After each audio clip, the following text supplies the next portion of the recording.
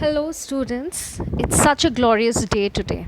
We have just recovered from a cyclone. Thankfully, the cyclone just flew past us, blew past us, and now we're coming gradually out of the lockdown. But we're not out of the dangers yet. So please do take care of yourselves, wash your hands properly, regularly, stay home, and stay safe. All right. Now, since we are not able to resume or get back to our classes, we are going to continue with our online classes because we just cannot stop learning. I want you all to become serious about your studies now and go through the videos that we have been uploading for you. Start making notes. Now, before we start today, I want you to keep a pen and paper handy, keep it near you, and start making notes of what I am telling you. All right, and these are all important points which are important for your exams. All right, we will be having it soon. So, today let us start with revision of chapter 1, history chapter 1, when, where, and how. I'm not going ahead with the portion right now because I'm going to go with a series of revision videos so that it will help you revise everything that we have studied so far, and it will help you prepare for your first unit tests. All right. So this is history chapter 1, when, where, and how, for grade 6. I'm JC Benoy, your SST teacher. I hope you're all geared up and excited to study, as I am ready to teach you. All right. So let's go ahead. So now there are going to be some important instructions which I want you to pay attention to, and make notes of the points that are discussed in this video, because there are going to be 2 revision videos on this lesson.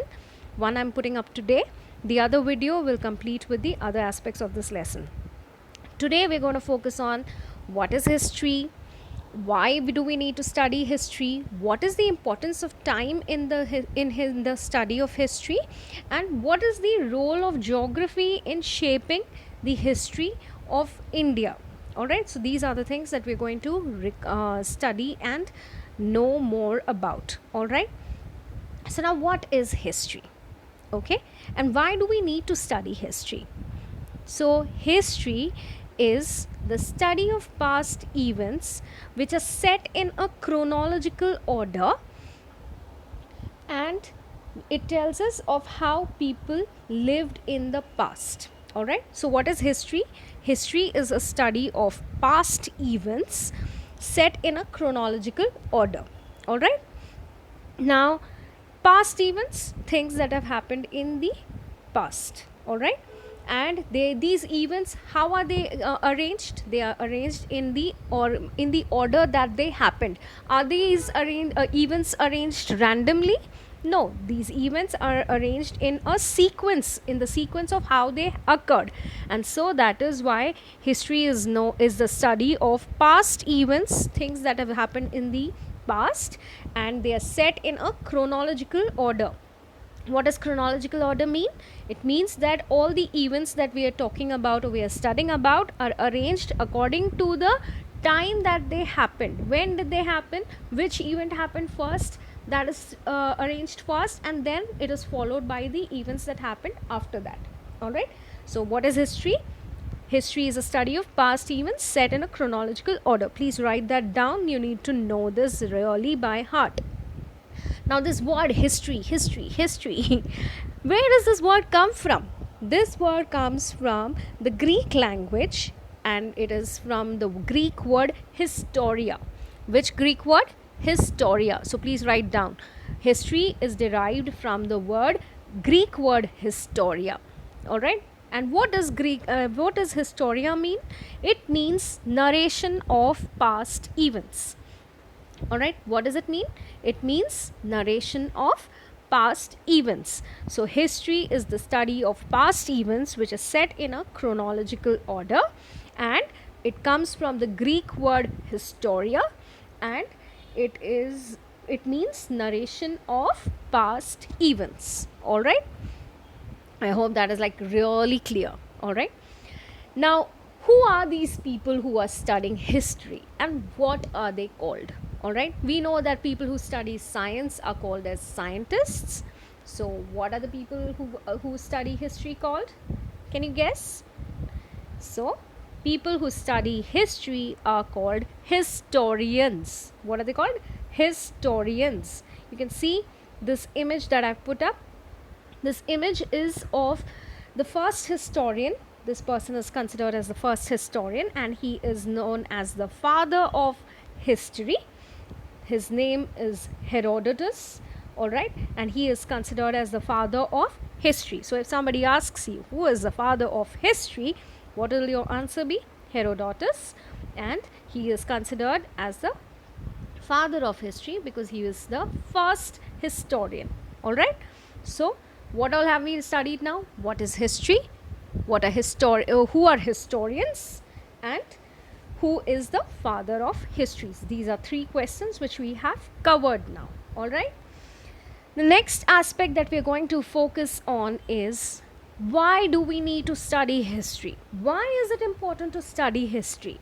What do we come get by learning about people who lived before us, or about civilizations which have gone long past? All right, how does that help? So let me tell you why we need to study history. The first point is that it helps us to understand how these cultures lived, and it is very fascinating, let me tell you, because it is like a story, it's like a movie which you can go back and watch. It's like you can imagine how their lives must have been.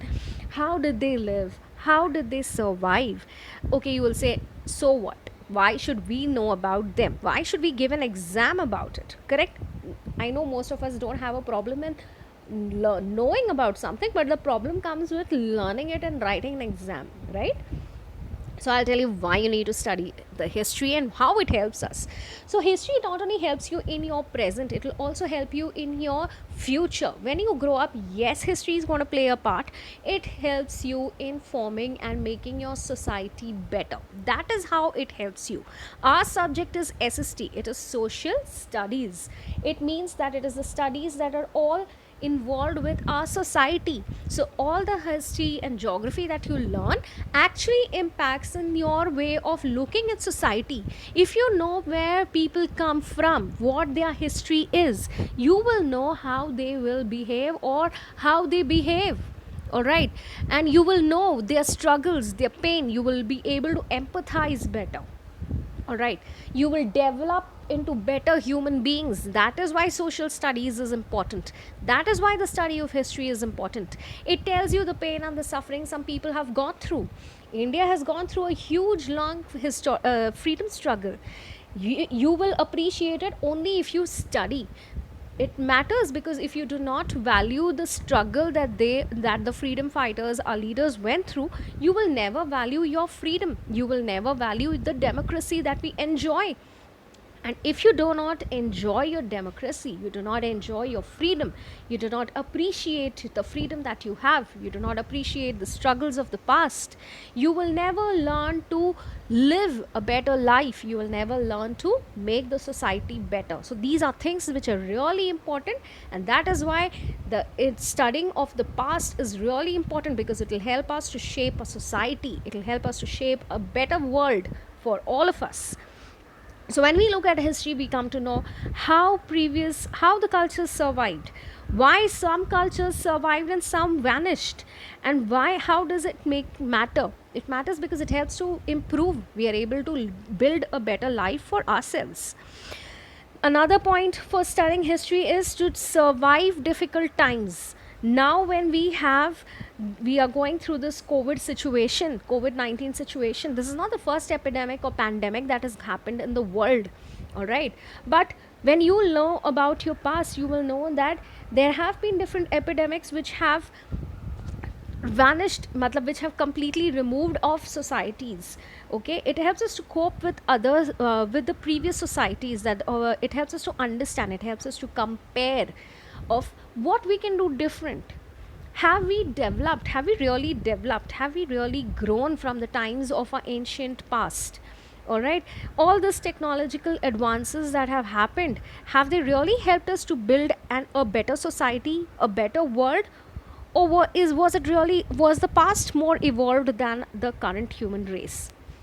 Do we want to be a generation that has not contributed to the human race?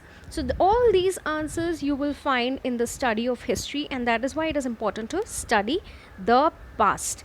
And history helps us to do that. It helps us to get inspiration from historical figures who, fought for our struggles, who have contributed to the society to develop it and to make it such a better place.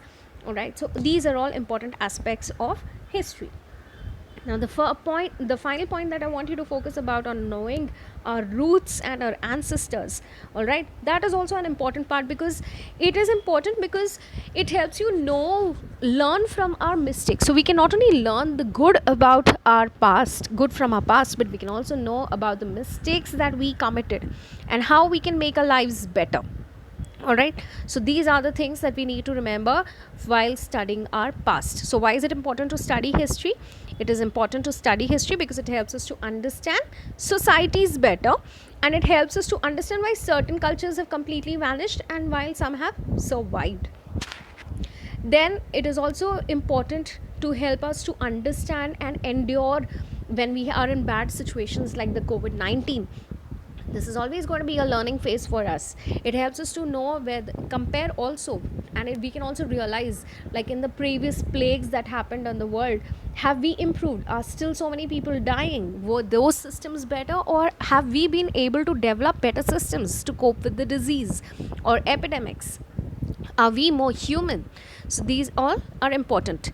And finally, to know our own roots, it gives us an idea of who our ancestors were, and to develop an objective perspective to understand how history helps us. Okay, so that is importance of studying history. Now while studying history, you need to write that down. Please make a note of all the points that I have told you about importance of studying history. Now the next point that we need to pay attention to is the classification of time periods. Now because history is such a vast subject, you cannot study it all at once, and so historians have divided the past into three broad categories, time periods. All right, now what are these time periods? Let's have a look at them. Prehistory, proto-history, and history. All right, now you need to make this table, write it down. You need to learn what prehistory covers, what proto-history covers, and what history covers. Let's have a look. Prehistory is the period where there are no written records. So it's like very easy. All right, prehistory where there are no written records. Proto-history where we have written records but we are not able to understand them. Now why do you think that happens? Why do you think we are not able to understand these records? It is because you could have maybe they are written in a language which no longer exists, and we are not able to understand it. All right, so that is proto-history. And finally, the third time period is history, and for history, the period of history, we have written records available, and we can develop a better understanding of what happened during those periods, all right, based on those documents. So let's just go through this once again. How is history classified? There are three classifications. It is classified into three broad time periods. Are these time periods narrow periods, small periods? No, they cover a large time frame. All right, so there are three broad time periods: prehistory, proto-history, and history. Prehistory is the period where we have absolutely no written records that tells us about that period of time. Proto-history is the period where we have written records of those civilizations, but we are not able to understand them because we do not understand that language or the writing. And third period is history, where we have written records available. All right, so that is how history is classified. All right, please draw this, learn it. You all need to know this classification, and it is very easy to understand. Now, one is that history is divided into time periods, but how do we measure this time? Okay, and how did we come to this system of measuring time? So Now, because they need to be arranged, the events of the past need to be arranged in a chronological order, in the order that they occurred. That is why the historians came to an agreement to divide it into BC and AD. Now, what is this BC and AD? Okay, what happened was, when the historians started recording, they were finding it difficult to record many sequences, many events, and so they decided to zero in on the year when Jesus was born. All right, so when the year when Jesus was born, so anything that happened the before birth of Jesus was considered as BC, and anything that happened after the birth of Jesus was considered as AD. All right, so you all know that we write it as BC and AD, correct? We know that we write our years in BC and AD. What does BC stand for? BC stands for before Christ, and AD stands for Anno Domini. Now, what is Anno Domini? Anno Domini is a Latin word, and it means in the year of our Lord. All right, what does Anno Domini mean? In Latin, it means in the year of our Lord. So that is how the events were. They decided that is how they would consider the time frames. So the historians decided that any event that happened before the birth of Jesus Christ would be considered as BC, before Christ, and any event that happened after the birth of Jesus would be considered as AD, Anno Domini. Let me just give you an example. All right, so if you have something happened 100 years before Jesus was born, so how would we write that here? We would write it as 100 BC. What will that mean? It will mean that this event happened 100 years before Jesus was born. All right, and suppose we want to write about 2020, this year that we are in right now. How will we write it? We will write it as 2020 AD. Now, what does that stand for? It means 2020 AD. AD stands for on Anno Domini, and this is the year where we have the COVID-19 situation, which has happened 2020 years after Jesus's birth. All right, so that is how we are going to we have to study time. Now, in the recent years, now this BC and AD was a terminology which they decided upon very long ago. All right, but now in the recent years, the historians decided that we needed to change. So now, instead of BC, we can also write as BCE, and instead of AD, we can also write the year as AD. CE. All right, let me just repeat that. So any years, let's just take an example of 100 years before Jesus's birth. How would we write that as? We would write it as 100 BC.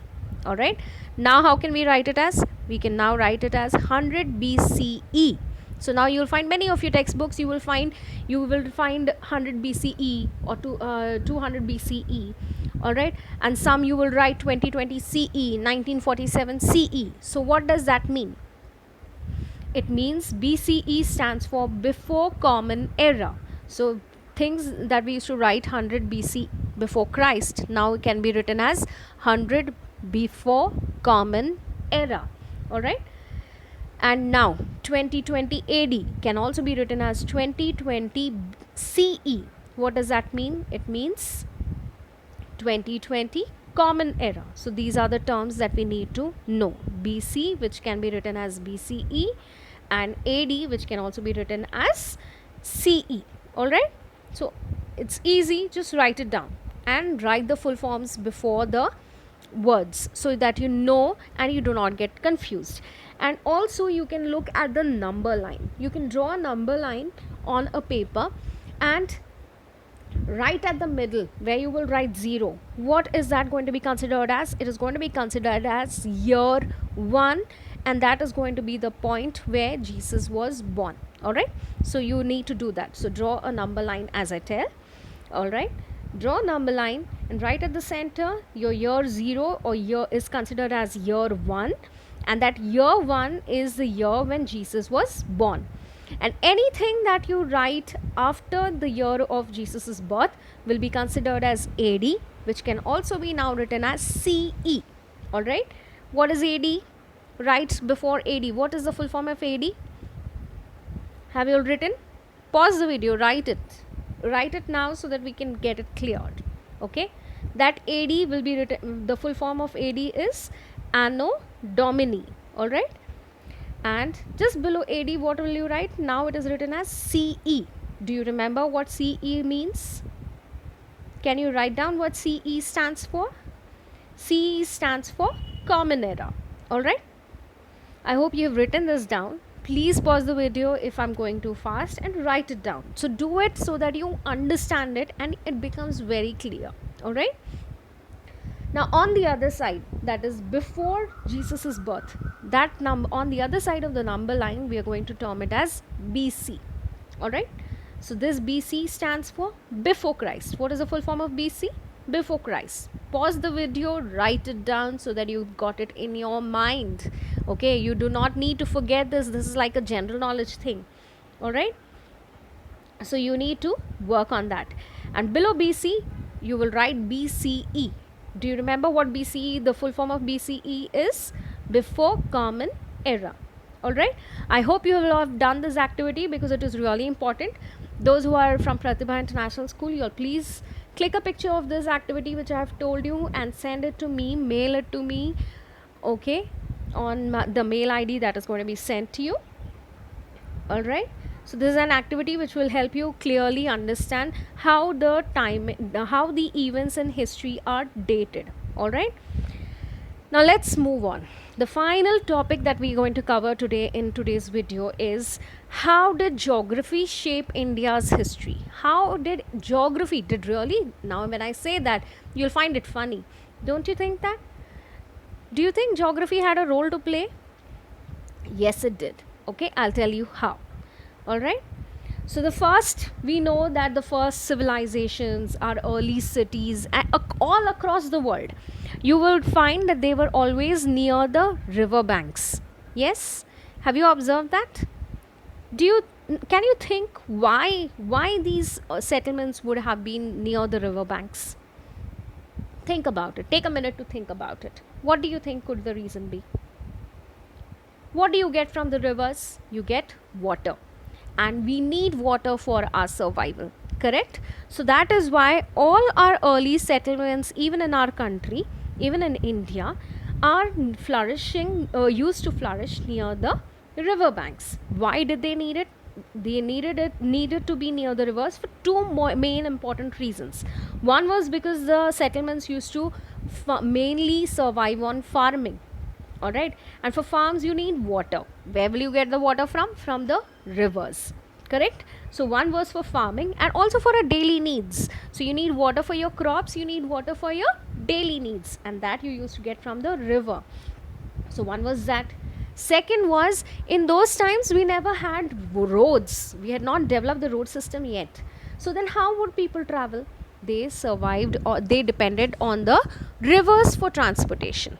So that is how the geographical part of it played an important role on our history. That is why you have important cities all across the country which are built on rivers. On river banks. For example, Varanasi. All right.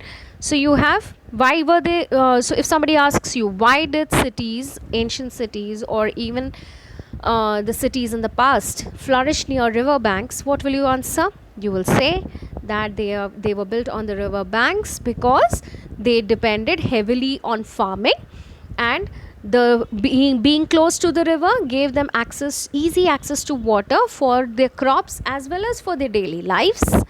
Apart from this, there were no roads, and so rivers were used as means of transport. So that is why you will find most of the ancient or earliest cities on river banks. So that is first geographical impact. All right, I hope that is clear. The second geographical impact is the role was played by monsoons. Now you'll say, monsoon? Really? How can rains help? How did that have an impact on history? Correct? So we already saw that the cities were built on river banks, and river banks, where did they get their water? Where did the rivers get their water from? The rivers were fed by monsoon. So monsoon was one of the reasons for rains. Another reason is your traders who came to India. All right. How did these traders or how did these invaders come to India? They came to India via ships, correct? Now, if you see this image, you will see that these ships are different from the ships that we have today. Have you seen a ship in the modern times? Do they have these cloth-like things hanging on top? No, right? What are these cloth-like things on the ships? The old ships, the early ships used to run with the help of the sails. Now, sails were huge cloth pieces, or that were hung up, and the job of these sails was to get filled with the wind, and then that wind it was the force of the wind that used to move the ship forward. That is how these ships used to move forward. All right. So that is why the winds played an important role in moving the ships. Now, how did these ships from all over the world, from the west, come to India? Which winds brought them here? All right. So it was the southwest monsoon winds which filled the sails of these ships and brought them to India. So that is the second role of the monsoon, geographical aspect, which played a role in shaping India's history. All right. First was settlements on riverbanks. Second is monsoon. What is the role of monsoon?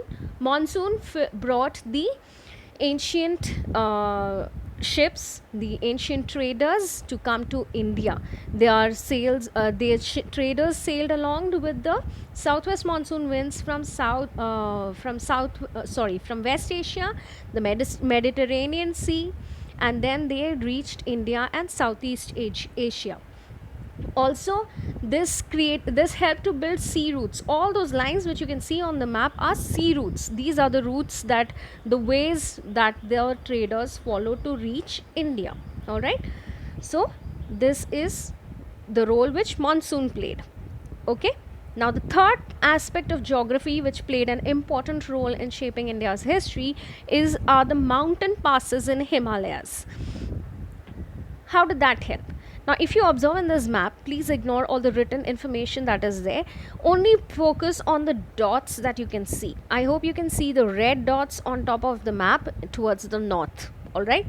You can see, you all know, on one side we have the Himalayas. On the east, we have the entire region from Jammu Kashmir to Assam. We have the Himalayas, right? And on the other side, there's a break, and then you have the Pakistan area, right? So there's this break in the mountains which allowed the traders, the migrants, or even invaders. All right, invaders like Alexander the Great invaded through this mountain pass. They came from Central Asia, that is from China, Greece. So all these people came. How did they came to India? If they had to come to India, they had only two ways. One was the land and the other was the sea. All right. So if you had to come by land, how would you access it from the north? You could come from the gap in the mountains called the mountain pass, and they brought the Iranians, people from Afghanistan, invaders.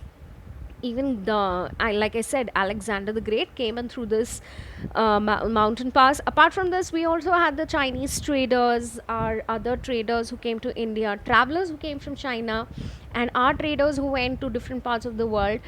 So all this happened because of this gap in the mountains. This gap in the mountains is called as the mountain pass. All right, and that allowed traders and invaders and immigrants to come to India. And all these people, all these traders, all these travelers have played an important role in shaping our country's history. All right. And the final part of geography, the role of geography in India's history is played by the ports and the harbors of our country. The India has this long coastline, correct? You all know what is a coast, right? So on the coast of our country, the land which is right next to the sea, there are some natural harbors that were there, and these harbors allowed the ships of these traders to come to the land. All right.